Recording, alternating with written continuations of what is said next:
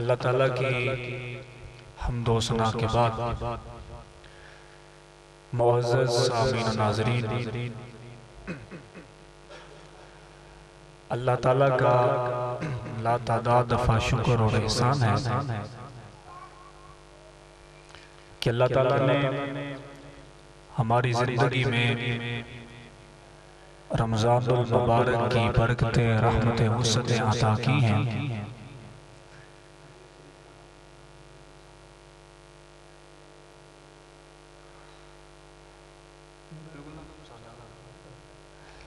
اللہ تعالیٰ کا شکر اور احسان ہے کہ اس مالک کائنات نے ہمیں اپنے پیارے محبوب حضور خاتم الانبیاء والمرسلین، حضور رحمت دو جہاں، والی بے کساں، محبوب رب العالمین، حضور رحمت للعالمین، خاتم الانبیاء والمرسلین صلی اللہ تعالیٰ علیہ وسلم کی پاکیزہ امت میں پیدا کیا۔ آج رمضان المبارک کا دوسرا جمعۃ المبارک ہے۔ یقیناً یہ رحمت و بھرے دن بڑی تیزی کے ساتھ ہم سے الوداع ہو رہے ہیں۔ رمضان پھر اپنے وقت مقررہ پر تشریف لے آئے گا، لیکن پتہ نہیں ہم میں سے کون ہوگا کون نہیں ہوگا، یہ میرے اللہ ہی کے علم میں ہے۔ حضرات گرامی، رمضان المبارک فقط روزے کا ہی نام نہیں ہے کہ پیٹ کو باندھ لیں، منہ کو خاموش کر لیں۔ رمضان المبارک اپنے اندر بڑی وسعتیں رکھتا ہے۔ جہاں پہ رمضان ایک مومن کا تزکیہ نفس کرتا ہے، وہیں پہ رمضان المبارک اپنے ساتھ بڑی حکمتیں رکھتا ہے۔ نبی کریم صاحب الاولاق صلی اللہ علیہ وسلم نے فرمایا کہ رمضان اپنے مسلمان بھائیوں کے ساتھ خیر خواہی کا مہینہ ہے، غم گساری کا مہینہ ہے اور اللہ کی عبادت کا مہینہ ہے۔ حضرات گرامی، آج اسی موضوع پر آپ حضرات کے سامنے کچھ میں مواعظ حسنہ پیش کرنے کی سعادت حاصل کروں گا۔ اللہ تعالیٰ نے قرآن مجید فرقان حمید میں ارشاد فرمایا کہ من ذا الذی، تم میں سے کون شخص ہے یقرض اللہ قرضا حسنا، جو تم میں سے اللہ کو قرض حسنا دے۔ کون ہے؟ من یہ ما نافیہ ہے، یعنی عام ہے۔ کون سا شخص ہے اس ساری کائنات میں جو اللہ تعالیٰ کو قرض حسنا دے؟ یعنی کہ ہمارے ہاں جو قرض کا ایک مفہوم پایا جاتا ہے وہ یہ ہے کہ جب ہم کسی شخص کو کچھ پیسے ادھار دیتے ہیں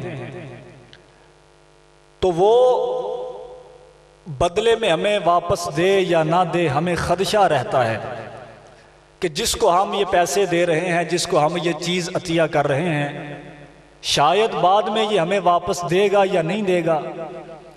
ہمیں خوف ہوتا ہے کہ جو پیسہ ہم اس کو دے رہے ہیں شاید یہ بعد میں ہمیں واپس نہ دے اور میرے یہ پیسے ضائع ہو جائیں۔ تو انسان کے ذہن میں بڑی سوچیں آتی ہیں، وہ بڑا پریشان ہوتا ہے، سوچتا ہے کہ اب میں اس کو پیسے دوں یا نہ دوں۔ لیکن قرآن مجید اس کا فلسفہ بیان کرتے ہوئے کہتا ہے کہ تم میں سے کون سا شخص ہے جو اللہ کو قرض دے۔ اب اللہ کو تو کسی چیز کی ضرورت نہیں، اللہ کو تو کسی چیز کی حاجت نہیں، تو اللہ کو قرض حسنہ دینا کیا ہے؟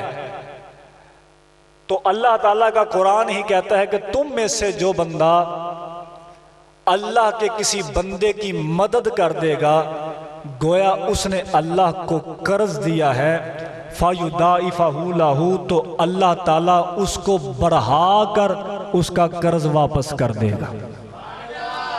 تم ہمارے ہاں یہ خدشہ نہ رکھو کہ تمہارا قرض واپس ہوگا یا نہیں ہوگا، جس کو تم نے پیسے دیے ہیں وہ بدلے میں اتنے ہی پیسے تمہیں دے گا، اور پھر تمہیں یہ خدشہ ہے کہ شاید وہ دے یا نہ دے، لیکن ہماری بارگاہ وہ بارگاہ نہیں ہے۔ یعنی کہ دیکھ لے، جو بندہ اللہ کے کسی بندے کی مدد کرتا ہے گویا وہ اللہ کو قرض حسنہ دیتا ہے، اللہ بدلے میں بڑھا کر اسے اور زیادہ عطا فرما دیتا ہے۔ حضرات گرامی، نبی کریم صاحب الاولاق صلی اللہ تعالی علیہ وسلم رمضان المبارک میں آقا کریم علیہ السلام کی ذات والا صفات تو ویسے بھی جود و کرم و سخا کا سمندر ہے، لیکن جیسے ہی رمضان شروع ہوتا تھا تو صحابہ کرام ارشاد فرماتے ہیں کہ جیسے ہی رمضان شروع ہوتا تھا آقا کریم علیہ السلام کی سخاوت تیز آندھی سے بھی زیادہ ہو جاتی تھی۔ حضور اتنی کثرت سے سخاوت کرتے تھے۔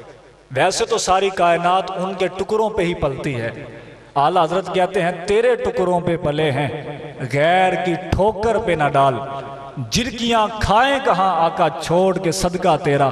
ساری کائنات تو حضور آپ کے ٹکڑوں پہ پل رہی ہے، لیکن صحابہ کہتے ہیں کہ تیز آندھی کی ہوا کتنی تیز ہوتی ہے، نہ اس کو دیکھا جا سکتا ہے نہ اس کو پکڑا جا سکتا ہے۔ کہتے ہیں خدا کی قسم آندھی کی ہوا بھی اتنی تیز نہیں ہوتی تھی جتنی زیادہ تیز میرے آقا کی سخاوت ہوتی تھی۔ حضور سید عالم صلی اللہ علیہ وسلم ارشاد فرماتے ہیں کہ رمضان یہ تمہارا مسلمان بھائیوں کے ساتھ سخاوت کا مہینہ ہے، ہمدردی کا مہینہ ہے۔ ہم عام دنوں میں ایک نیکی کریں، اس کا بدلہ جو ہے، اس کا ثواب جو ہے وہ ہمیں ایک ہی نیکی کی صورت میں ملتا ہے۔ ہم کوئی بھی اچھا کام کرتے ہیں اس کا بدلہ ہمیں ایک ہی اجر میں ملتا ہے، ایک ہی نیکی میں ملتا ہے۔ لیکن رمضان المبارک کے اندر جو بندہ ایک نیکی کرتا ہے 70 گنا بڑھا کر، یعنی اسے ایک نیکی کا بدلہ 700 نیکیوں کے ذریعے دیا جاتا ہے۔ یہ تمہاری ایک نیکی ایک نہیں ہے، یہ تمہاری نیکی 700 گنا بڑھا کر رمضان المبارک میں سنتیں فرضوں کے برابر ہو جاتی ہیں۔ فرض 700 گنا بڑھا کر دیے جاتے ہیں۔ جناب علی آقا کریم علیہ السلام نے اصل میں اپنی امت کو یہ سبق دیا کہ تم میں سے جو بندہ صدقہ و خیرات کرتا ہے نا، اسے چاہیے کہ وہ رمضان میں مزید بڑھ چڑھ کر کرے، کیونکہ اس کا اجر جو ہے یہ اللہ کی بارگاہ میں بہت زیادہ ہے۔ اب مفسرین جو کہتے ہیں وہ ایک واقعہ نقل کرتے ہیں، کہتے ہیں یہ واقعہ سید عالم صلی اللہ علیہ وسلم نے اپنے صحابہ کو سنایا کہ پچھلی امتوں میں ایک شخص تھا، بڑا سخی آدمی تھا، کئی یتیم فقیر اس کے دروازے پہ آتے تھے اور وہ ان کے پیٹ بھرتا تھا۔ اس کا ایک باغ تھا جو بہت اچھا باغ تھا، اس کے پھل بہت زیادہ تھے، اس کو منافع بڑا تھا، لیکن اس کی جو وجہ تھی وہ یہ تھی کہ اس نے اپنا دروازہ کبھی کسی غریب کے لیے بند نہیں کیا تھا۔ جو بھی مسکین فقیر اس کے پاس آیا اس نے اس کی مدد کی، کبھی کسی کو خالی ہاتھ نہیں لٹایا۔ خیر وقت گزرتا گیا، زندگی کے نشیب و فراز چلتے رہے، آخر کار بڑھاپا آ گیا۔ جیسے ہی اس کا بڑھاپا آیا وہ فوت ہونے کے قریب ہو گیا۔ اس نے اپنے بچوں کو نصیحت کی، اس نے کہا بیٹا میں تو اس دنیا سے جا رہا ہوں، لیکن یہ میری نصیحت ہے، یہ جو میرا باغ ہے، پھلوں کا باغ جو ہے، یہ تو تمہارے حصے میں ہے، لیکن اپنے لیے کبھی کسی فقیر کا دروازہ بند نہ کرنا۔ جو بھی بندہ تمہارے دروازے پہ مانگنے آئے اس کو کچھ نہ کچھ ضرور دینا، یہ میری تمہارے آگے نصیحت ہے۔ وہ باپ فوت ہو گیا، دفنا دیا گیا، تو بعد میں اس کے بچے بیٹھ گئے، کہنے لگے اب تو ہماری شادیاں ہو گئی ہیں، اب تو ہم کیا کریں، ہمارے اتنے خرچے ہیں، ہم ان فقیروں کو بھی دیتے رہیں، یہ جب مرضی منہ اٹھا کے آ جاتے ہیں، اب ہمارے بیوی بچے ہیں، ہمارا نظام ہے، دنیا ہے، ہم نے سارا کچھ کرنا ہے، تو اب ہم ایسے نہ کریں کہ یہ دروازہ یتیموں مسکینوں کے لیے بند کر دیں۔ ایک بھائی تھا، وہ 3 بھائیوں میں سے ایک، وہ بڑا عقلمند آدمی تھا، خدا ترس آدمی تھا، اس نے کہا دیکھو باپ مرتے ہوئے تمہیں کچھ نصیحت کر کے گیا ہے، اب مرنے کے بعد اس کا پاس رکھ لو، اور میری مانو تو کسی غریب فقیر کے لیے اپنا دروازہ بند نہ کرو۔ انہوں نے کہا خاموش ہو جا، تو کون سا ہمیں دیتا ہے اور تو ہمیں یہ واضح نصیحت کر رہا ہے، تو لہٰذا تو خاموش ہو جا۔ بیٹھ گئے، کہنے لگے اب باغ بھی خوب پھل دینے لگا ہے، باغ پھل پک گیا ہے، تو ایسا نہ کریں کہ صبح ہم منہ اندھیرے باغ کا پھل توڑ لیں اور منڈی میں فروخت کریں اور ان غریبوں مسکینوں کو پتہ ہی نہ چلے کہ یہ باغ کا پھل کدھر گیا، وگرنہ جیسے ہی صبح ہوگی یہ سارے آ جائیں گے اور بدلے میں ہمیں صدقہ خیرات کرنا پڑے گا۔ رات صلاح ہو گئی، مشورہ ہو گیا، انہوں نے کہا جی ٹھیک ہے۔ جب صبح ہوئی، منہ اندھیرے، ابھی سورج بھی نہیں نکلا، جس کی آنکھ پہلے کھلی اس نے دوسرے بھائیوں کو جگایا کہ بھائی وقت ہوا چاہتا ہے تو چلو اب چلیں۔ تو وہ منہ اندھیرے چلتے رہے، آگے آ کر دیکھا تو وہ سارا باغ راکھ ہو گیا، جل کر تباہ ہو گیا۔ ایک کہنے لگا یہ رات کے اندھیرے میں ہمیں شاید غلط رستے پہ ہم آ گئے، رات کے اندھیرے میں ہمیں پتہ نہیں چلا، یہ تو باغ ہمارا نہیں ہے، رات کو ہم اچھا بھلا چھوڑ کر گئے تھے، اس کا پھل تھا، اس کے یہ ہرے بھرے درخت تھے، لیکن راتوں رات اس کو کیا ہو گیا ہے، یہ ہمارا باغ نہیں ہے۔ دوسرا کہنے لگا ہاں لگتا تو ہمارا باغ نہیں ہے، لیکن مجھے شک یہ ہے کہ یہ جگہ بھی وہی ہے جہاں پہ ہم روزانہ آتے ہیں، یہ باغ بھی ہمارا ہے، اس کو ہو کیا گیا ہے راتوں رات۔ تیسرا بھائی کہنے لگا کیا میں نے تجھے کہا نہیں تھا کہ کسی غریب فقیر مسکین کے لیے اپنا دروازہ بند نہ کرو، دیکھا تم نے اللہ کے بندوں پہ دروازے بند کیے ہیں، اللہ نے تمہارے اوپر دروازے بند کر دیے، اللہ نے تمہارے اوپر یہ دروازے بند کر دیے۔ جیسے ہی وہ سننے لگے تو کہنے لگے ہائے افسوس، ہمارا تو یہ تباہ و برباد ہو گیا سارا نظام، ہمیں کیا پتا تھا۔ وہ اس وقت کے جو نبی تھے ان کی بارگاہ میں چلے گئے، جا کے کہنے لگے حضور ہم سے یہ غلطی ہو گئی، اب بتائیں۔ تو اللہ کی بارگاہ میں وہ حاضر ہوئے، اللہ کی بارگاہ میں عرض کیا تو اللہ نے وحی فرمائی کہ اے محبوب آپ ان کو کہہ دیں کہ اگر تم چاہتے ہو کہ اللہ تمہارے اوپر اپنی نعمتیں برقرار رکھے تو تم اپنے دروازے اللہ کے بندوں کے لیے کھول دو، تم میرے بندوں کو دیتے جاؤ، میں تمہیں دیتا جاؤں گا۔ اس لیے جو بندہ یہ چاہتا ہے، اور رمضان المبارک تو ویسے بھی اللہ سے تجارت کا مہینہ ہے، اللہ کے ساتھ سودا کرنے کا مہینہ ہے۔ اللہ کہتا تم ایک لے کر آؤ، بدلے میں تمہیں 70 گنا بڑھا کر دوں گا، چاہے وہ نیکیاں لے آؤ، چاہے حسن اخلاق لے آؤ، چاہے صدقہ و خیرات لے آؤ۔ اور یہ اللہ کا کرم اور فضل ہے اس امت پہ کہ ویسے تو پورا سال جیسے بھی گزر جائیں، لیکن ہمارے لوگ رمضان میں تھوڑا سا اہتمام ضرور کرتے ہیں، چاہے وہ افطاری کے ذریعے کریں، چاہے وہ سحری کے ذریعے کریں، چاہے وہ راشن دینے کے ذریعے کریں، چاہے وہ مساجد کی خدمات اپنے علماء کی خدمت کرنے کے ذریعے، جیسے بھی ہو وہ ضرور کرتے ہیں۔ اور ہر بندے کی یہ کوشش ہوتی ہے کہ میں کچھ نہ کچھ اللہ کی بارگاہ میں خرچ کروں، تو اللہ کہتا ہے کہ تم لے کر آؤ ایک پیسہ، بدلے میں تمہیں 70 گنا بڑھا کر دوں گا۔ اور پھر یہ نہیں کہ وہ جو رزق بڑھا کر تمہیں دینا ہے وہ صرف رمضان میں ہی دینا، نہیں، صدقہ تم نے رمضان میں کرنا ہے، ملنا تمہیں پورا سال رہے گا انشاءاللہ تعالی۔ یہ اللہ کا ایک خاص فضل اور کرم ہے میرے بھائی۔ یہ رمضان المبارک کا جو مہینہ ہے یہ اپنے مسلمان بھائیوں کے ساتھ محبت کا، غم گساری کا، اخلاص کا، پیار کا مہینہ ہے۔ یہ موضوع کا انتخاب اس لیے کیا ہے کہ اب رمضان المبارک کا ایک عشرہ مکمل ہونے کو ہے، کل انشاءاللہ بشرط زندگی یہ ایک عشرہ مکمل ہو جائے گا، تو آگے عید الفطر کی خوشیاں بھی آ رہی ہیں، اور کچھ لوگ ایسے ہیں جن کے پاس تو یقیناً خوشیوں میں بھی شریک ہونے کے لیے کچھ نہیں ہے، اور ہمیں آج یہاں سے بیٹھ کر کچھ سیکھنا چاہیے کہ جو اسلام نے ہمیں درس دیا ہے وہ کتنا ضروری ہے۔ اب میں حدیث پاک آپ حضرات کے سامنے پیش کرنے کی سعادت حاصل کرتا ہوں۔ حضرت سیدنا عبداللہ بن عمر رضی اللہ تعالیٰ عنہما آپ روایت فرماتے ہیں، اب کچھ لوگ اس کائنات میں ایسے ہوتے ہیں کہ جن کو فقط ایک ہی کام ہے کہ میں نے اللہ کے بندوں کے کام آنا ہے، ان کو زندگی میں صرف ایک ہی لالچ ہے کہ میں کسی یتیم فقیر مسکین کی خدمت کر دوں، میں کسی اللہ کے بندے کی خدمت کر دوں۔ اب یہ حدیث مبارکہ آپ سنیں گے آپ کا دل خوش ہو جائے گا۔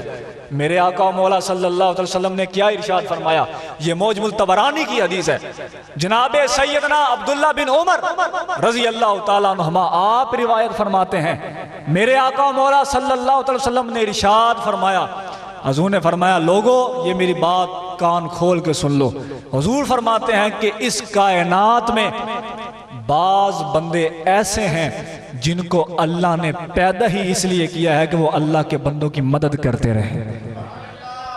ان کا پیدا کرنے کا مقصد کیا ہے؟ تخلیق کا مقصد کیا ہے؟ حضور فرماتے ہیں ان کا مقصد یہ ہے کہ وہ صرف اللہ کے بندوں کے کام آئیں. پھر آگے روایت فرمایا کہ بے شک جب لوگوں پر حالات تھوڑے سے تلخ ہو جاتے ہیں، جب لوگ پریشانی میں مبتلا ہوتے ہیں، پھر فرمایا کہ وہ بندے بھاگ کر اس شخص کے دروازے پہ جاتے ہیں. فرمایا جب وہ ان لوگوں کے دروازے پہ لوگ جائیں جن کو اللہ نے پیدا اس لیے کیا ہے کہ وہ اللہ کے بندوں کی مدد کریں، تو فرمایا جب وہ لوگ ان کے پاس جا کر اپنا دکھرا سناتے ہیں، اپنا حال بیان کرتے ہیں، تو فرمایا وہ اللہ کا بندہ ان کو جھڑکتا نہیں ہے، ان کے لیے دروازے بند نہیں کرتا، بلکہ وہ اللہ کا بندہ ان کو عطا کر دیتا ہے. اور لوگ بھاگ بھاگ کر اس کے پاس جاتے ہیں اور اللہ بھی انہیں دیتا رہتا ہے. فرمایا جب تک وہ اللہ کی مخلوق کو دیتے رہیں اللہ بھی ان کو دیتا رہتا ہے. فرمایا میں تمہیں بتاؤں ان لوگوں کا درجہ کل قیامت کو اللہ کے ہاں کیا ہے؟ اب سن لے یہ حدیث کے لفظ. حضور سید عالم فرماتے ہیں کہ وہ بندے جو لوگوں کی مدد کرتے ہیں اور لوگوں کے کام آتے ہیں، دکھی لوگوں کی تکلیفیں دور کرتے ہیں، پریشانیاں دور کرتے ہیں، حضور فرماتے ہیں یہ وہ لوگ ہیں جب کل قیامت کو ساری مخلوق، ساری کائنات اللہ کے خوف کی وجہ سے کانپ رہی ہوگی، اللہ ان کو کل قیامت کو امن عطا فرمائے گا. اور جب لوگ ترس رہے ہوں گے کہ اللہ ہماری طرف نظر رحمت فرمائے، اللہ تعالیٰ ان لوگوں کے ساتھ باتیں فرماتا ہوگا، اللہ ان کو اپنا قرب خاص عطا فرمائے گا. یہ وہ لوگ ہیں جن کو اللہ نے کائنات میں صرف بھیجا اس لیے ہے. اب دوسری حدیث حضور سید عالم صلی اللہ علیہ وسلم نے ارشاد فرمایا، یہ ہمارے لیے بڑی مشعل راہ ہے. حضور کے فرمان تو ویسے ہی ساری امت مسلمہ کے لیے مشعل راہ ہیں، لیکن یہ حدیث بڑی پیاری ہے. آج ہمارے دروازے پر یا ہمارے پاس کوئی مجبور شخص آ جائے تو ہم اس کو طرح طرح کی پہلے تو باتیں سناتے ہیں، پھر اس کو جھڑکتے ہیں، پھر بعض دفعہ تو اتنا تلخ لہجہ کر لیتے ہیں کہ وہ بیچارہ ویسے ہی پریشان ہوتا ہے کہ میں لینے کے آیا تھا. غربت جب انسان کے حالات بدل دے، میاں محمد بخش رحمت اللہ علیہ نے کہا تھا کہ سب روگاں تو روگ انوکھا، جس دا نام غریبی کنڈ والا کے لنگ جاندے نہیں. رشتہ دار قریبی جب ان کے حالات تھوڑے سے تلخ ہو جائیں تو وہ کسی بھائی کے پاس، کسی دوست کے پاس جاتے ہیں کہ اب ہمارے حالات تو تھوڑے بدل گئے ہیں، آپ ہماری مدد کر دیں. تو وہ آگے سے طرح طرح کی باتیں سناتے ہیں. پریشانی کی عالم میں جب کوئی شخص کسی کے پاس آتا ہے تو سن لے مسلم شریف کی حدیث.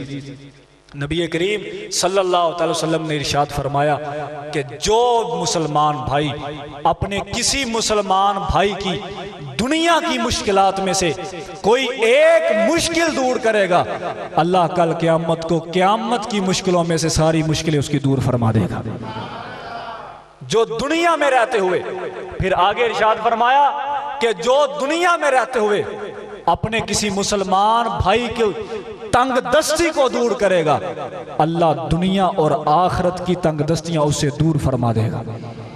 اور جو فرمایا مسلمان اپنے کسی مسلمان بھائی کے لیے آسانی کی راہ ہموار کرے، اس کے لیے آسان راستہ تلاش کرے، تو فرمایا اللہ تعالیٰ اس کے لیے دنیا و آخرت میں اللہ آسانیاں پیدا فرما دے گا. فرمایا لوگوں اپنے دروازے ان فقیروں کے لیے، مسکینوں کے لیے بند نہ کرو. اللہ جب تک تمہیں عطا کر رہا ہے تم بھی عطا کرتے رہو، اور تم دیتے رہو گے اللہ بھی تمہیں دیتا رہے گا. حضرات گرامی قدر، یہ ہمارے لیے سبق ہے. اگر ہمارے پاس 10 روپے ہوں تو رمضان المبارک میں ویسے تو زندگی میں کرتے رہنا چاہیے صدقہ و خیرات، صدقہ ویسے بھی انسان کی بلائیں ٹالتا ہے، لیکن رمضان المبارک میں اس کا ثواب بھی بہت زیادہ ہے، اس کا اجر بھی بہت زیادہ ہے. تو اس لیے اگر 10 روپے ہیں تو 2 روپے اللہ کی بارگاہ میں صدقہ کر دے. یہ آپ اللہ کی بارگاہ میں قرض حسنہ دے رہے ہیں تو وہ رزق بڑھا کر تمہیں دیا جائے گا. یعنی پیسے تم نے کسی اللہ کے بندے کو دینے ہیں، لیکن اللہ فرماتا ہے یہ میں نے قرض لیا ہے. یعنی تو نے کسی مسلمان کی مدد کر دی ہے، گویا تو نے میری مدد کر دی ہے. جب تم اللہ کی مدد کرو گے پھر اللہ تمہاری مدد فرمائے گا. تو اس لیے رمضان المبارک میں خصوصی طور پہ ان لوگوں کا ہمیں خیال کرنا چاہیے جو لوگ इन दिनों में भी परेशानी के आलम में हैं। बतौर मुसलमान हमारे मोहल्ले में, हमारे ख़ानदान में, हमारे दोस्त अहबाब में जो लोग इस चीज़ के मुस्तहिक हैं, उन तक हमें हर तरह की मदद और नुसरत करनी चाहिए, क्योंकि अल्लाह ताला के दिए हुए रिज़्क़ से, देने से रिज़्क़ कम तो नहीं होता बल्कि बढ़ता है। लेकिन फिर भी कुछ लोग ऐसे हैं, उनकी तबीयतें इस तरह की हो जाती हैं कि वो अपने दरवाज़े इन रमज़ान मुबारक की पुरनूर सातों में भी बांध ही रखते हैं। लेकिन अल्लाह के बाज़ ऐसे बंदे हैं, जैसे ही रमज़ान शुरू होता है वो अपने दरवाजे उन लोगों के लिए खोल देते हैं जिनको किसी तरह की भी कोई परेशानी है, कोई तंगी है, कोई मुसीबत है। तो फिर यही वो लोग हैं कि कल क़यामत को अल्लाह के यहाँ इनका दर्जा है, अल्लाह के यहाँ इनकी इज्जत का मुकाम का रफ़ी तर दर्जा अल्लाह ने रखा हुआ है। यानी कि आप इस दुनिया में रहते हुए जब तक आप अल्लाह की मखलूक पर खर्च करते रहोगे, अल्लाह भी तुम्हें कसीर रिज़्क़ अता करता रहेगा। हुज़ूर फरमाते हैं ये सारी मखलूक अल्लाह का कुंबा है, ये अल्लाह का ख़ानदान है। हालांकि अल्लाह ताला तो इस चीज़ से मुबर्रा है, हमारा तो ये अकीदा नहीं है कि अल्लाह ताला तो जिस्मानियत से, औलाद से पाक है। लेकिन एक मिसाल हुज़ूर ने दी, जिस तरह एक बाप अपने ख़ानदान का, अपनी फैमिली का, अपने बीवी बच्चों का ख्याल रखता है, उनकी हर तरह की निगहबानी करता है, हुज़ूर फरमाते ऐसे ही ये सारी कायनात अल्लाह का कुंबा है, अल्लाह ताला का ख़ानदान है। और मैं तुम में से जो बंदा अल्लाह ताला की बारगाह में कुर्ब हासिल करना चाहता है कि मैं अल्लाह की बारगाह में अच्छा बन जाऊं, फरमाया याद रखो अल्लाह को भी वही शख्स पसंद है जो अल्लाह की इस मखलूक के काम आता है और उनके साथ मोहब्बत फरमाता है।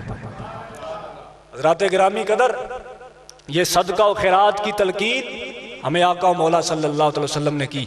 हुज़ूर सल्लल्लाहु अलैहि वसल्लम ने बैठकर ये जब इसकी तारीफ़ बयान की, इसके फ़ज़ाइल बयान किए, तो एक यतीम आका करीम सल्लल्लाहु अलैहि वसल्लम की बारगाह में आया। छोटा सा बच्चा है, मदीने के रहने वाला, आके अर्ज़ करता है अल्लाह के नबी, मेरा बाप इस दुनिया से चला गया है, मेरे छोटे छोटे भाई हैं, छोटी छोटी मेरी बहनें हैं, तो हुजूर मेरी माँ है, वो कमा भी नहीं सकती, कहीं पे जा भी नहीं सकती, यहूदी है, यहूदियों की औलाद है, यहूदी लड़का है। हुजूर इस्लाम की बारगाह में आकर अर्ज़ करता है अल्लाह के नबी, मेरे 4 छोटे बहन भाई हैं, मेरा बाप इस दुनिया से चला गया है, जो वो मालो मता छोड़ कर गया था मेरे चाचे और ताए ने उस पर कब्ज़ा कर लिया है, हम उनसे मांगने जाते हैं, वो बदले में हमें थप्पड़ मारते हैं। तो हुजूर हम आपकी बारगाह में हाजिर हुए हैं, अल्लाह के नबी आपका मसलक और मज़हब अलहदा है, हमारा दीन अलहदा है, आप खुदा के लिए मेरे साथ दीन पर बहस ना करें, मुझे कुछ अता करें, मैं एक सवाल लेकर आपकी बारगाह में आया हूँ। नबी करीम सल्लल्लाहु अलैहि वसल्लम ने जब देखा तो हुजूर ने फरमाया तुम में से कोई बंदा है जो इस बच्चे की खिदमत कर दे। तो सहाबा किराम देखने लगे, कुछ लोग तो ऐसे थे जिनके पास कुछ भी नहीं था, तो वो यतीम को खैर कुछ खजूरें आ गई, वो हुजूर इस्लाम ने अता की। वो यतीम खुशी खुशी लेकर जब चलने लगा तो हज़रत मुआज़ बिन जबल रज़ी अल्लाह ताला अन्हु वो भी उस बच्चे के पीछे पीछे चले गए। तो जब उसके घर पहुँचे तो थोड़ी देर के बाद जब हुजूर की बारगाह में हाजिर हुए तो आका करीम सल्लल्लाहु अलैहि वसल्लम ने इरशाद फरमाया, मुआज़ तुम मेरी बारगाह में बैठे हुए थे, तुम तो अभी इधर थे, तुम किधर चले गए थे? तो हज़रत मुआज़ रज़ी अल्लाह ताला अन्हु अर्ज़ करते हैं अल्लाह के नबी, वो जो एक यतीम बच्चा आपकी बारगाह में आया, मुझे उस पर तरस आ गया, तो हुजूर मैं उसके साथ उसके घर पर गया, मैंने उसकी वालदा को कहा कि तू ईमान ले आ तो मैं तेरे साथ निकाह कर लूँगा, तेरे जो बच्चे हैं उसको मैं अपनी कफालत में ले लूँगा ताकि ये यतीम बच्चों का कोई सहारा बन जाए। तो हुजूर इस्लाम फरमाने लगे उनको कुछ देकर भी आए हो? तो मुआज़ बिन जबल कहते हैं हुजूर मैं उनको कुछ मालो मता भी देकर आया हूँ ताकि वो अपना गुजारा करे और सोच समझ ले, मैंने कोई ज़बरदस्ती उनके साथ नहीं की, मैंने तो सिर्फ उनके आगे एक अच्छी राह रखी है, अगर वो कबूल कर लें तो फाबिहा, ना करें तो उनका दीन उनके साथ है। तो हुजूर इस्लाम ने फरमाया मुआज़ अच्छा ये बताओ, मैंने जब उसको दे दिया था तुम मेरी बारगाह में बैठे थे, तुम्हें किस चीज़ ने उभारा है कि तुम पीछे जाकर उसके घर में जाकर दे के आए हो? तो कहने लगे अल्लाह के नबी, जो अल्लाह ने मेरे दिल में किसी यतीम की मोहब्बत रखी है, जो किसी यतीम का प्यार रखा है, उस प्यार ने मुझे परेशान कर दिया कि मुझे इस बच्चे की खिदमत करनी चाहिए। तो हुजूर इस्लाम ने फरमाया कि लोगों अब सुन लो, अब हुजूर ने फरमाया कि तुम में से जो बंदा کسی یتیم کے سر پہ ہاتھ رکھے اور دستے شفقت پھیرے اس یتیم کے سر پر، حضور فرماتے ہیں اس یتیم کے سر کے جتنے بال اس کے ہاتھ کے نیچے آئیں گے، اللہ تعالیٰ ایک ایک بال کے بدلے میں اسے ایک ایک نیکی عطا کرے گا اور ایک ایک گناہ معاف کرے گا، اور اس کا ایک ایک درجہ اللہ کی بارگاہ میں بلند فرماتا جائے گا۔ یہ یتیموں کے ساتھ ہمارا معاشرہ جو ہے اب یہ بڑی تلخ رویوں پہ چلا گیا ہے۔ آج یتیم کے ساتھ جو سلوک اور رواداری کی جاتی ہے وہ آپ حضرات کے سامنے ہے۔ حضرات گرامی قدر، یہ اللہ اور رسول کا دین ہے۔ اس دین نے ہمیں جو سبق دیا ہے، آج اس دین نے جو ہمارے ساتھ توقعات وابستہ کی تھی، آج فقط ہم نماز اور روزے اور تسبیح تک تو محدود ہے، لیکن جو ہمارے اخلاق ہیں، جو ہمارے رویے ہیں، وہ دین سے کوسوں دور ہیں۔ صرف ہم نے دین کو پابند کر دیا ہے ایک نماز کا، لیکن میرے آقا و مولا صلی اللہ علیہ وسلم نے ارشاد فرمایا دین کے 60 شعبے ہیں، یا 60 سے زیادہ 70 شعبے ہیں۔ دو روایتیں ہیں، فرمایا دین کے 70 سے زائد بھی شعبے ہیں۔ فرمایا الحیاء شعبۃ من الایمان، حیا تو ایمان کا شعبہ ہے، نماز تو ایمان کا ایک شعبہ ہے، صدقہ تو نماز کا ایک شعبہ ہے، زکوٰۃ تو ایمان کا ایک شعبہ ہے۔ تو حضور یہ اتنے شعبے ہیں، نماز، صدقہ، روزہ، حج، زکوٰۃ، یہ اچھی باتیں، اخلاق حسنہ، یہ سارے شعبے آپ گنتے جائیں تو آپ اور ہم صرف 10 12 15 پہ جا کے بس ہو جائیں گے، لیکن حضور فرماتے ہیں دین 70 سے زائد شعبہ پر مشتمل ہے۔ یہ نہ ہو کہ تم اکیلی نماز پڑھ کر باہر جا کے اللہ کی مخلوق کو تم گالی گلوچ کرتے پھرو، تم ادھر نماز پڑھ لو، باہر جا کر لوگوں کے بارے میں برا سوچتے پھرو، لوگوں کے گھر تباہ کرتے پھرو۔ فرمایا خبردار، یہ نہ سوچ کے بیٹھنا۔ فرمایا یہ دین، میرا دین اکیلی نماز کا دین نہیں ہے، میرا دین تمہارے پیدا ہونے سے لے کر تمہارے مرنے تک، پھر اس کے بعد قبر تک، حشر تک اور میدان قیامت تک کا میرا دین ہے۔ میرا دین کوئی ایک رسم کا نام نہیں ہے، میرا دین ساری دنیا کو اپنی لپیٹ میں یوں لے کے بیٹھا ہے جیسے ایک ماں اپنے بچوں کو لے کے بیٹھ جاتی ہے۔ ان کے رات اور دن اسلام نے مختص فرما دیے ہیں کہ تمہاری راتیں ایسی گزرنی چاہیے، تمہارے دن ایسے گزرنے چاہیے۔ یہ نہ ہو کہ ادھر بیٹھ کر تو تم اللہ اللہ کرتے پھرو، لیکن جب تم کسی اس ایسی جگہ پہ چلے جاؤ جہاں پہ اللہ اور رسول کی نافرمانی ہوتی ہو تو تم بھی دل کھول کر اس کے اندر شریک ہو جاؤ۔ فرمایا نہیں، میرا دین ایسا دین ہے جس کا دن بھی روشن ہے، جس کی راتیں بھی روشن ہیں۔ یہ دین جو اسلام دین جو آیا ہے یہ کیسا دین ہے؟ فرمایا اس کا دن بھی روشن ہے، اس کی راتیں بھی روشن ہیں۔ حضرات گرامی قدر، یہ دین فقط ایک نماز اور روزے کا نام نہیں ہے، یہ دین صبح سے لے کر رات تک اللہ رسول کے حکم پہ چلنے کا نام دین اسلام ہے۔ ذرا محبت سے بولیں سبحان اللہ۔ اگر آپ چاہتے ہیں کہ آپ کے اعمال میں نیکیوں کا اضافہ ہو تو پھر آپ اللہ کی تسبیح بیان کر سکتے ہیں، بولے ذرا سبحان اللہ۔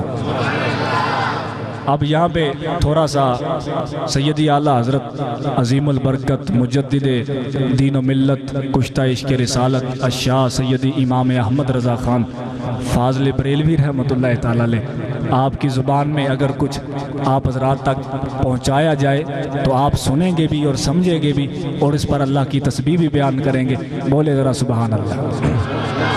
حضور اعلیٰ حضرت عظیم البرکت مجدد دین و ملت کشتہ عشق رسالت الشاہ امام احمد رضا خان فاضل بریلوی رحمت اللہ تعالیٰ علیہ آپ بول کے فرمان لگے، لوگوں سن لو او کائنات آلیو، ساڈا دین کلی نمازاں والا دین نہیں، ساڈا دین کوئی عیسائی والا دین نہیں کہ ایک دن مختص کر کے بیٹھ جائیے۔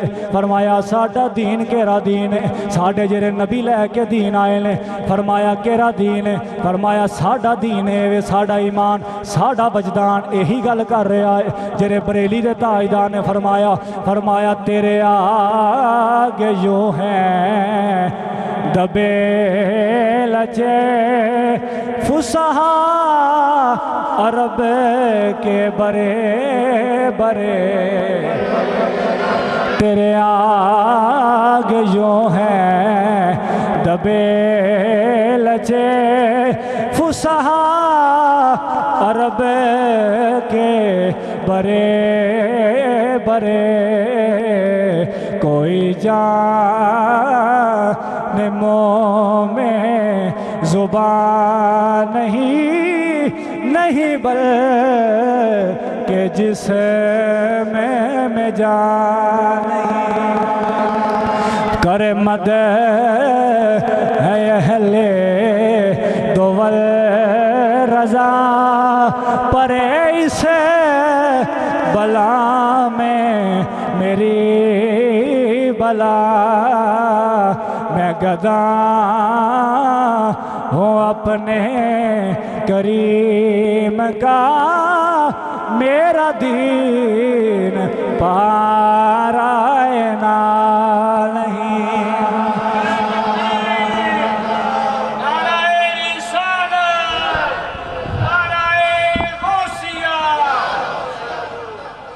جے تانوں انج سمجھ نہیں آئی تے نصیر الدین نصیر شاہ صاحب آپ فرمانے لو مدینے کی تجلی سے لگائے ہوئے ہیں لو مدینے کی تجلی سارے ذرا محبت نہ بولو جیدی جیدی مدینے آلے نال تجلی لگی ہوئی ہے او ذرا بولے لو مدینے کی تجلی سے لگائے لو مدینے کی تجلی سے لگائے ہوئے ہیں دل کو ہم مت لائے انوار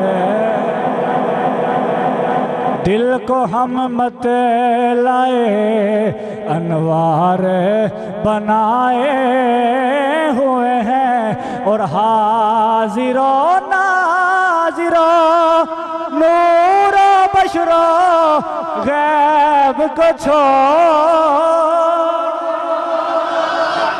اے نہ گل کر حضور نور ہیں کہ بشر ہیں اللہ حضرت فرمانے چھڑ ہوں تینوں کم دی گل میں دساں حاضر و ناظر نور و بشر و غیب کو چھوڑ شکر کر وہ تیرے عیبوں کو چھپائے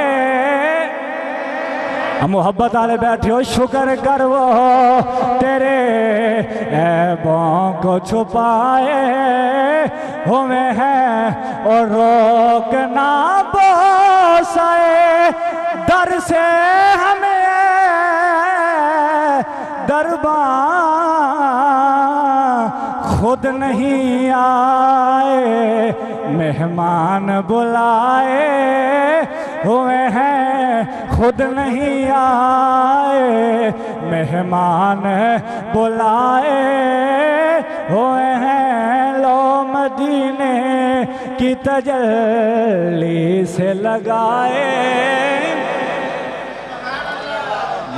یہ تو شکر کر کہ حضور کی وجہ سے تیرے بھی عیب دبے ہوئے ہیں وگرنہ تجھے کس نے سینے سے لگانا تھا کون تھا جو تیرا حال پوچھنے آتا یہ تو حضور کا ہی کرم ہے کہ ہوا نہ ہوا ذکر میرا ان کی حضور میں وگرنہ خوشی میری طرف دیکھ کے مسکرائی کیوں حضرات گرامی قدر یہ اللہ اور رسول کا وہ دین ہے جو ہمیں ہر طرح سے رہنمائی دیتا ہے حضرت سیدنا عمر فاروق رضی اللہ تعالیٰ کے ساتھ ایک یہودی نے کہا کہ آپ کا جو دین ہے یہ ہماری سمجھ میں تو نہیں آتا کہ آپ روزے نماز نفل ہی پڑھتے رہتے ہیں بعد میں تو ہمیں کہیں پہ آپ کا دین نظر نہیں آتا جو ہمارا دین ہے وہ ہر چیز کی رہنمائی دیتا ہے تو تاجدار عدل جناب سیدنا فاروق اعظم رضی اللہ تعالیٰ عنہ آپ نے فرمایا کہ تو ہمارے دین کو جب جانتا ہی نہیں تو تجھے کیا پتا ہو کہ ہمارا دین کیا ہے میں پورے قرآن کی ایک ایک آیت کے بارے میں بتا سکتا ہوں کہ اللہ نے اس میں کیا کہا ہے کس لیے کہا ہے کس کو کہا ہے کہاں پہ کہا ہے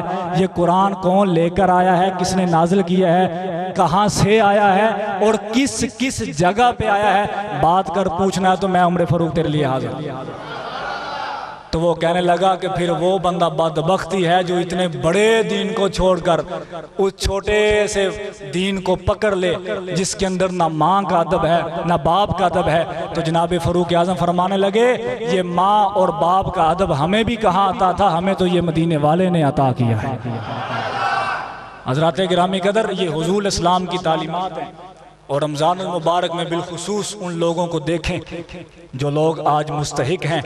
جناب امام ابو نعیم اصفہانی رحمۃ اللہ تعالیٰ علیہ، آپ حلیۃ الاولیاء طبقات الاصفیاء میں یہ روایت نقل کرتے ہیں، کہتے ہیں مدینہ المنورہ کے اندر کتنے 100 سے زائد گھرانے ایسے تھے جو غریب الغربا تھے، جن کے پاس کھانے کے لیے کچھ بھی نہیں ہوتا تھا، لیکن روزانہ نماز فجر سے پہلے جب وہ اپنے گھروں کے دروازے کھولتے تھے ان کے گھروں کے باہر کوئی اجنبی بندہ راشن رکھ کے چلا جاتا تھا۔ یہ معاملہ کوئی 1 2 3 4 5 دن سال 2 سال نہیں چلتا رہا، کئی سال گزر گئے، روزانہ کوئی بندہ راشن رکھ کے چلا جاتا ہے، کھانے پینے کا سامان رکھ کے چلا جاتا ہے۔ آج ہمارے ہاتھ جب تک ایک فوٹو بن کر انٹرنیٹ پہ نہ چلی جائے وہاں تک تو صدقے کا مزہ ہی نہیں آتا۔ جہاں تک کسی غریب بیٹی کے سر پہ ہاتھ رکھ کے پورے زمانے کو نہ بتایا جائے کہ میں نے ایک آٹے کی بوری سے دی ہے، تب تک تو ہمارا کوئی صدقہ ہی نہیں رہتا۔ جب تک ہم نے بڑا سا بورڈ نہیں لگوا دینا کہ میں نے اتنے لوگوں کی مدد کی ہے، ہمارا صدقہ ہی نہیں ہوتا۔ لیکن یہ صدقہ سن لیں کہ کون سا صدقہ اللہ کی بارگاہ میں افضل و اعلیٰ ہے، یہ کون سا یقرض اللہ قرضا حسنا کے زمرے میں آتا ہے۔ کئی سال گزر گئے، تقریباً 20 سال سے زائد عرصہ گزر گیا، اہل مدینہ کہتے کہ ہم اب فجر سے پہلے باہر کھڑے ہو جائیں گے، دیکھیں گے یہ کون رکھ کے جاتا ہے، تو وہ فجر کی اذانوں سے بھی پہلے کو رکھ کے چلا جاتا ہے۔ وہ تلاش کرتے رہتے کہ ہمیں کوئی ملے کہ یہ کون رکھ کے جاتا ہے، لیکن یہ راز تب کھلا جب مدینے کی سرزمین پر ایک جنازہ اٹھا۔ جب وہ جنازہ چلا گیا اگلے دن کوئی بھی نہیں آیا، تو پھر جب وہ جنازہ اٹھا تو پھر لوگوں کو پتا چلا کہ یتیم تو آج ہم ہوئے ہیں، ہم پہلے یتیم نہیں تھے، یتیم آج ہیں۔ وہ جنازہ کس کا تھا؟ وہ جنازہ سید الشہداء امام حسین رضی اللہ تعالیٰ کے لخت جگر جناب سید السجاد امام علی بن حسین امام زین العابدین کا جنازہ تھا۔ جب آپ اس دنیا سے گئے تو آپ کو غسل دینے والا روایت کرتا ہے، کہتا ہے خدا کی قسم میں حیران ہو گیا کہ سید الساجدین جناب امام زین العابدین رضی اللہ تعالیٰ عنہ جو ایک رات میں 1000 نفل پڑھتے ہیں، آپ کی کندھوں پر بوریوں کے نشان تھے۔ میں نے جب غسل دینے کے لیے میں آگے بڑھا، میں نے کہا کہ امام صاحب کی تو پیشانی پہ داغ سجدہ ہے، لیکن یہ پیچھے سجدے کے نشان کون سے ہیں، یہ بوریوں کے نشان کیوں ہیں؟ تو ان کے غلام نے کہا کہ یہ راز تھا، انہوں نے میرے ساتھ وعدہ کیا تھا کہ میرے مرنے تک یہ راز نہیں کھولنا، اب یہ دنیا سے جا رہے ہیں۔ میں اس لیے تجھے بتاتا ہوں کہ 20 سال یہ شہزادہ امام علی مقام اپنے کندھوں پہ بوریاں اٹھا کر ان مدینے والے غریبوں کے دروازوں پہ رکھتا تھا، اور میں نے کہا حضور میں غلام ہوں، آپ مجھے حکم کریں میں اٹھاتا ہوں۔ فرمایا بیٹے اگر قیامت کے دن میرے گناہوں کا بوجھ اٹھا سکتا تو پھر تو اٹھا لے، میں نہیں اٹھاتا۔ کہنے لگے نانا، امام سید الساجدین اپنی داڑھی پکڑ کے روتے رہتے۔ سیدی دات علی حجویری نقل کرتے ہیں کشف المجوب میں، کہتے ہیں میرے جد امجد جناب سید الشہداء کے نواسہ، جناب سید الشہداء کے شہزادے جناب امام زین العابدین اپنی داڑھی پکڑ کے روتے۔ یہ سید الساجدین ان کا لقب ہے، یعنی کہ عبادت گزاروں کے چراغ، جہاں سے نمازوں والوں کو روشنی ملتی ہے، جہاں پہ کائنات علم سیکھتی ہے، عمل سیکھتی ہے، صدقہ خیرات کے آداب سیکھتی ہے۔ امام زین العابدین روتے رہتے۔ ایک دن غلام کہنے لگا حضور آپ اتنے بڑے سادات ہیں، امام حسین کے آپ بیٹے ہیں، انما یرید اللہ لیذھب عنکم الرجس، یہ آپ کے بارے میں نازل ہوئی ہے، یہ اللہ کا آپ کے ساتھ جنت کا وعدہ ہے، وعد اللہ الحسنہ کا وعدہ تو آپ کے ساتھ ہے، آپ حضور کے شہزادے ہیں، لیکن اتنا کیوں روتے ہیں؟ فرمایا اب یہ ہمارے لیے مشعل راہ ہے، یہ سن لے فرمان۔ آپ نے فرمایا کہ میرے بھائی میں پریشان اس بات پہ ہوتا ہوں، کل قیامت کو لوگ صدقہ خیرات نمازیں لے کر اب میرے آقا کی بارگاہ میں آئیں گے اور حضور کی امت اس بات پہ فخر کرتی ہوگی کہ میرے پاس اتنی نمازیں ہیں، میں بھی حضور کا امتی ہوں۔ تو جناب امام زین العابدین کہتے ہیں مجھے حضور نے پوچھ لیا کہ میرے بیٹے تو بتا تو میرے لیے کیا لے کے آیا ہے؟ تو میرے پاس کیا جواب ہے؟ میرے پاس یہ وہ کہہ رہے ہیں جن کی راتیں بھی اللہ رسول کے بارگاہ میں گزرتی ہیں، جو خود سید الشہداء کے بیٹے لگتے جگر ہیں، لیکن آج 1500 سال کے بعد جس نہج پہ ہم کھڑے ہیں، جس زمانے میں آج ہم رہتے ہیں جہاں پہ وفا کا کوئی نام ہی نہیں رہا، جہاں پہ محبتوں کا کوئی نام ہی نہیں رہا، اجنبی سے ہیں سارے لوگ، اس بھرے شہر میں کوئی بھی نہیں ہے جو میری بات سن سکے، کوئی بھی نہیں رہا جہاں پہ مطلب کی دوستیاں ہیں، مطلب کی وفاداریاں ہیں، چڑھتے سورج کو سلام ہے، ایک مسلمان کا جو دوسرے مسلمان کے ساتھ ربط اور رشتہ ہے وہ پتہ نہیں کب کا اس صدیوں سے چلا گیا ہے۔ آج لوگ فقط نام کے مسلمان ہیں، ایک مسلمان دوسرے مسلمان کا ہی گلا کاٹ رہا ہے، ایک مسلمان دوسرے مسلمان کا ہی بیڑا غرق کر رہا ہے، ایک مسلمان دوسرے مسلمان کی کردار کشی کر رہا ہے۔ جس معاشرے میں ہم رہتے ہیں، آج میں صرف آخری بات آپ کے سامنے رکھ کے اجازت چاہتا ہوں، آؤ میں تمہیں اس معاشرے کی ایک بات سنا دوں جس معاشرے نے امام الانبیاء کا دیدار کیا تھا، جس معاشرے نے حضور کی بارگاہ میں بیٹھ کر ادب سیکھے۔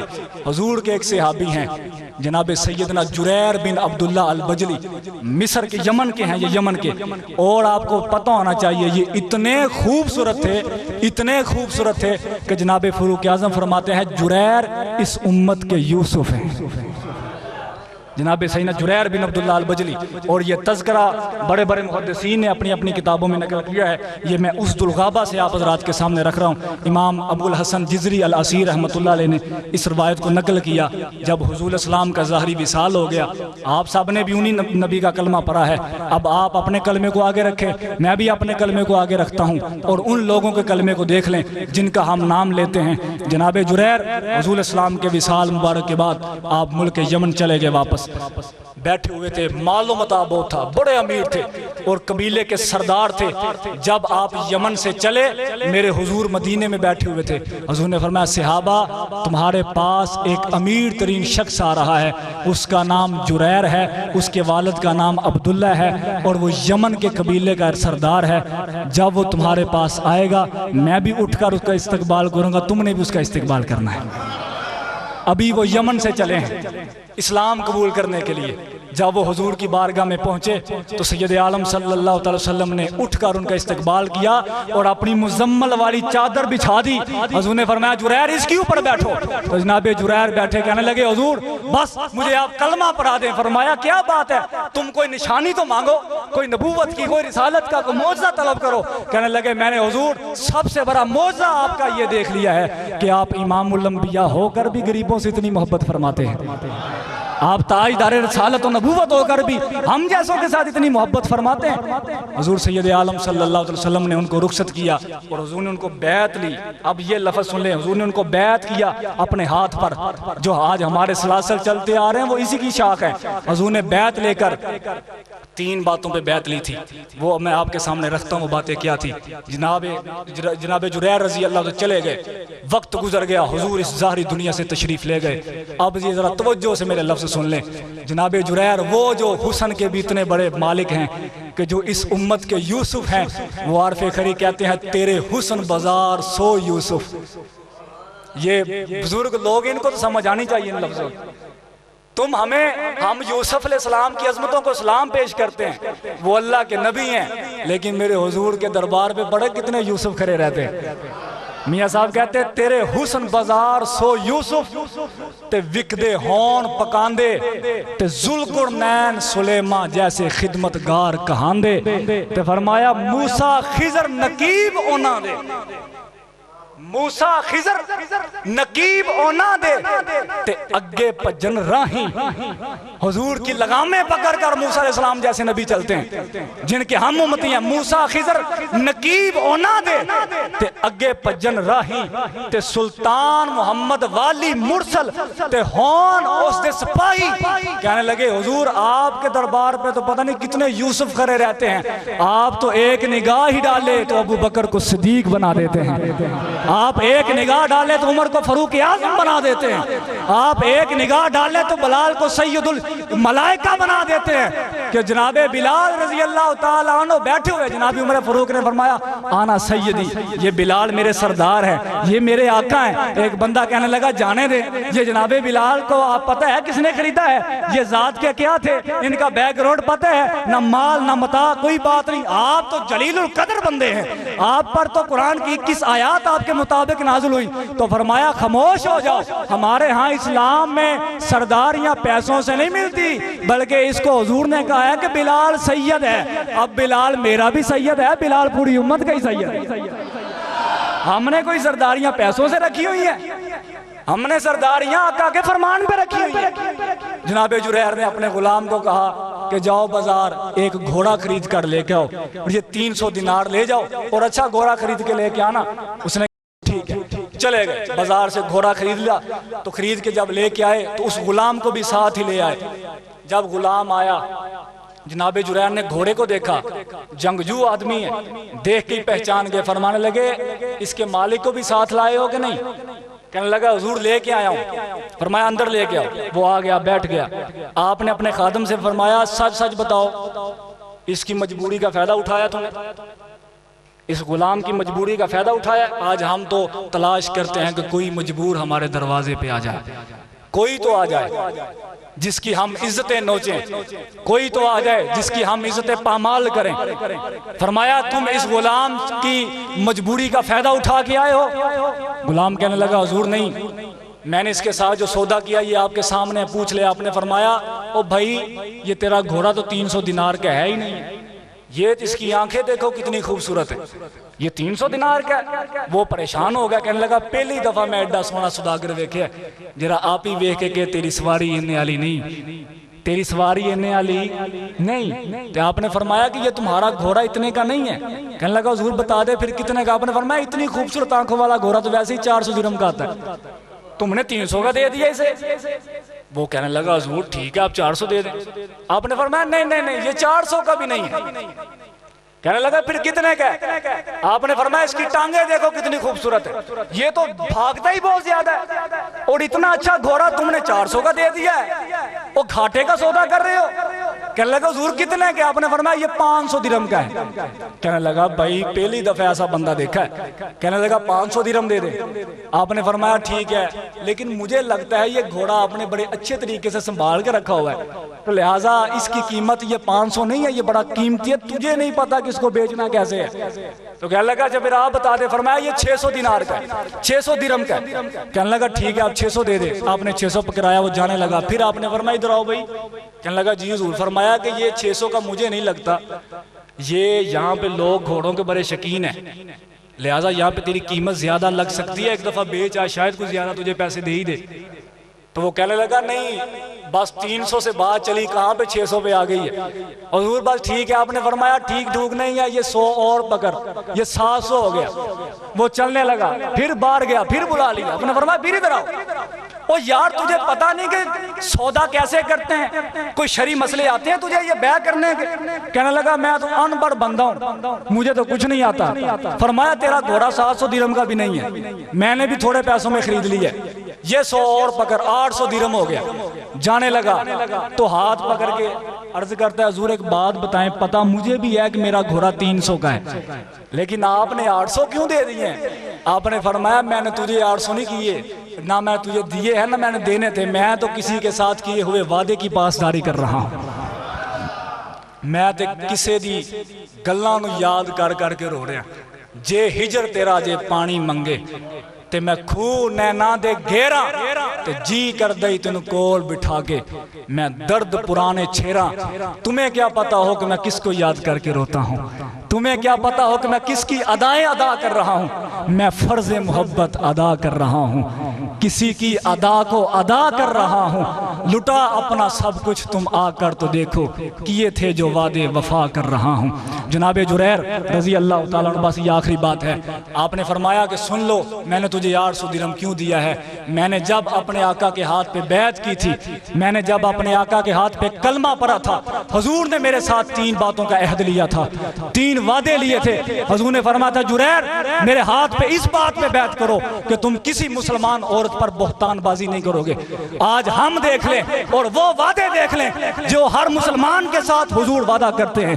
جب ہم پیدا ہوتے ہیں گویا ہم حضور کے ہاتھ پہ ہاتھ رکھ کے کلمہ پڑھ رہے ہوتے ہیں کہ ہم آپ کے مرید ہیں، ہم آپ کی امتی ہیں، ہم آپ کے تابع رہیں گے، آپ کے دین کے تابع رہیں گے۔ فرمایا جریر اس بات پہ وعدہ کرو کہ تم کسی مومنہ عورت پر بہتان نہ لگاؤ گے۔ کہتے میں نے وعدہ کیا تھا کہ حضور میں اس بات پہ ثابت قدم رہوں گا۔ پھر حضور نے فرمایا کیا جریر اللہ کے حکم کی پاسداری کرتے رہنا، نماز ادا کرتے رہنا، جو اللہ نے تمہارے اوپر عبادات فرض کی ہیں اس کو ادا کرتے رہنا۔ حضور ٹھیک ہے میں اس کی بھی پاسداری کروں گا۔ فرمایا یاد رکھ اور سن اور حفظ کر لیجئے میری بات، اب یہ جو تیسرا وعدہ میں نے وفا کیا ہے۔ میرے حضور نے فرمایا تھا جریر میرے ساتھ وعدہ کرو کہ تم کبھی اپنے کسی مسلمان بھائی کی مجبوری کا فائدہ نہیں اٹھاؤ گے۔ میں نے اس بات پہ حضور کے ساتھ عہد کیا تھا کہ حضور میں کبھی کسی مسلمان کی مجبوری کا فائدہ نہیں اٹھاؤں گا۔ مجھے لگا تھا کہ تو مجبور ہو کر گھوڑا بیچنے آیا ہے۔ اس نے بھی کہا جی حضور پہلا آدمی آپ ہیں جس نے یہ محسوس کیا ہے کہ میں مجبور ہوں، وگرنہ لوگ تو مجبوریوں کا فائدہ اٹھاتے ہیں۔ فرمایا ہم وہ نہیں ہیں، ہم جن کی بارگاہ میں بیٹھ کر سیکھتے رہے ہیں انہوں نے ہمیں غریبوں کے ساتھ محبت کرنی سکھائی ہے، مجبوریوں سے فائدہ اٹھانا نہیں سکھایا۔ حضرات گرامی قدر رمضان المبارک ان محبتوں کا نام ہے۔ آپ بھی ان لوگوں کو تلاش کریں جو لوگ آج مجبور ہیں، جو وہاں تک رسائی حاصل نہیں کر سکتے۔ یہ آپ کا فرض بنتا ہے